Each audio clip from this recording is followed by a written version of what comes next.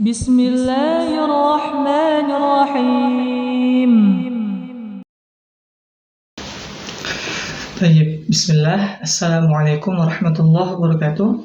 Alhamdulillahilladzi khassana bita'lim al-Qur'anil azim wa nusalli wa nusallimu ala man talaqa al-Qur'an min ladun hakimin alim wa ala alihi wa sahbihi al-mujawwidin al-kitabil mubin wa tabi'in lahum bi ihsanin ila yaumiddin amma ba'd. Nastamir, kita lanjutkan pembelajaran kita seputar ringkasan makhrajul huruf dan sifatul huruf. Dan di mana sebelumnya kita telah membahas seputar tenggorokan, yakni aqsal halq atau pangkal tenggorokan yang keluar padanya huruf hamzah dengan huruf ha. Udah kita bahas. Nah, sekarang kita lanjutkan, yakni naik sedikit ke tengah tenggorokan atau wasatul halq, keluar padanya huruf ain dengan huruf ha. Dan kita akan membahas satu-satu. Nah, sekarang kita akan membahas huruf ain terlebih dahulu, di mana ain tadi keluar dari tengah tenggorokan atau wasatul halqa, di tengah tenggorokan. Kemudian sifat-sifat huruf, jadi dia di tengah tenggorokan, lebih di atas sedikit dari pangkal tenggorokan. Kemudian sifat-sifat huruf yang menghiasi huruf ain tersebut, yang pertama adalah jahr. Jahr ini adalah mengucapkan huruf dengan nafas yang tertahan. Jadi ketika kita mengucapkan huruf ain, tidak ada udara yang mengalir padanya. Kemudian sifat keduanya adalah tawassut, bukan syiddah, bukan juga rokhawah, tapi dia adalah tawassut. Tawassutnya ini mengalirnya sebagian. Ingat, sebagian suara pada makhraj huruf disebabkan makhraj yang tidak tertutup secara sempurna.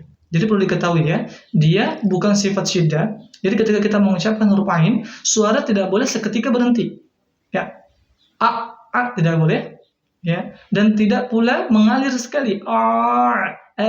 Tidak. Tapi dia pertengahan. Nanti kita akan lebih melihatnya, akan nampak sifat ini ketika masuk ke contoh.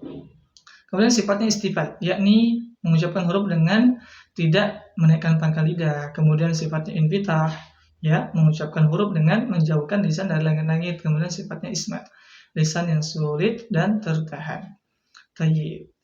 Kita akan masuk kepada contoh untuk melihat jelas dari sifat-sifat huruf ain tersebut. Ingat, kembali kita mengingatkan tentang kesempurnaan harakat fathah, kasrah maupun dhamma. Ai, menekan au. Ingat, ketika mengucapkan huruf ain ini berbeda dengan huruf hamzah. Hamzah rileks, santai ketika mengucapkan. Adapun ain lebih menekan sedikit ke tenggorokan, sehingga bunyinya lebih ketekan. Bunyinya lebih dalam. Ai, au. Ai, au. Ketika sukun, di sini akan nampak sifat-sifatnya jahar tawassutnya. Ingat, ada sedikit aliran suara, sebagian aliran suara mengalir. Kana budu, misalkan dalam Al-Fatihah, bedakan.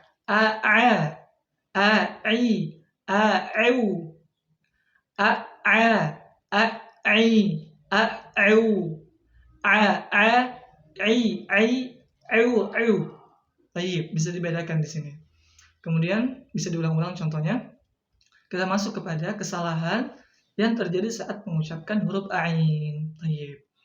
Pertama adalah mengucapkan ain dengan suara mengambang, mirip kepada alif tebal. Contohnya nabudu, tidak boleh mengambang, seperti alif tebal, tapi ditekan. Ke tengah suara, ke tengah tenggorokan. Na'budu, kana'budu, itu pertama. Jadi mengucapkan ain dengan tidak mengambangkan suara mirip seperti alif tebal. Kemudian yang kedua, dia memutus suara ain saat membacanya dalam kondisi sukun. Nah, ini banyak terjadi. Ketika sukun huruf ain itu, dia seperti memutus. Bahkan dia memutus suaranya. Contohnya lamun, suara terputus. Memutus suara. Lamun, harusnya ta'lamun. Jangan sampai terputus suaranya. Ini juga kesalahan. Kemudian menebalkan ain. Fa'asau. Kenapa? Terpengaruh oleh huruf sad. Fa'asau atau terpengaruh dengan huruf-huruf tebal setelahnya. Ya, fa'asau. Ya, thayyib. Harus diperhatikan huruf ya ainnya. Kemudian yang terakhir adalah mengucapkan ain mirip hamzah. Contohnya, dia membaca dengan hamzah hampir seperti dengan huruf hamzah ya. Suaranya terhenti, ya, tidak tawassut sifatnya. Contohnya, wallahu ya'lamu. Afwan, ini yang benarnya dulu ya. Wallahu ya'lamu wa antum la ta'lamun. Dia baca mirip suara hamzah. Wallahu ya'lamu wa antum la ta'lamun. Nah, ini kekeliruan ya. Harus bisa dibedakan antara huruf ain dengan huruf hamzah. Hamzah di pangkal tenggorokan, cara pengucapannya rileks. Ya, adapun ain naik ke tengah tenggorokan agak menekan ya suaranya. Thayyib, barakallahu fikum. Mungkin itu. Assalamualaikum warahmatullahi wabarakatuh. Subhanakallahumma bihamdik, asyhadu an la ilaha illa anta, astaghfiruka wa atubu ilaik.